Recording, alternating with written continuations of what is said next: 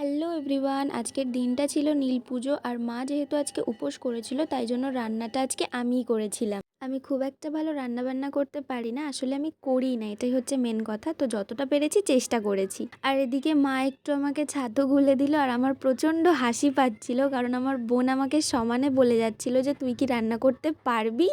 মজার বিষয়টা হচ্ছে আমার বোন আমার থেকে অনেকটাই ছোট, কিন্তু আমার থেকে অনেক ভালো রান্না করতে পারে গাইজ। তাও আজকে আমি ভেবেছি যে না, আজকে আমি রান্না করবো আর আমি রান্না করে সবাইকে খাওয়াবো।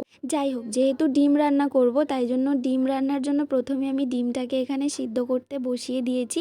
আর ডিম রান্না করতে যা যা সবজি ফবজি লাগে তাই তাই দিয়েছি। এখানে পটলটা ভেবো না ডিমের মধ্যে দেবো, ওটা ভাজা করব বলে রেখেছিলাম। তারপরেই মা প্রসাদ দিয়ে গেছিলো, ওইগুলোই আমি আর বোন বসে বসে খেতে লাগলাম। আর আমার বোন আমাকে শুধু বলে যাচ্ছিল যে আমার দিকে একদম ক্যামেরা ঘোরাবি না। আমার একটা বান্ধবী এসেছিল আমাদের বাড়িতে, ওর সাথে একটু বসে বসে গল্প করলাম। গাইস, পটল ভাজা করতে গিয়ে পটল ভাজার মধ্যে তেল দিতেই ভুলে গেছি। আমি রান্না করতে করতে নাচ করছিলাম, বোন ওটাও আবার ভিডিও করেছে। যাই হোক, ফাইনালি অনেক কষ্ট করে আমি ডিম আর পটল ভাজা রান্না করেছি। মাঝখানে আর কোনো ক্লিপ নেওয়া হয়নি। ভিডিওটা এই পর্যন্তই, আজকের মতো টাটা।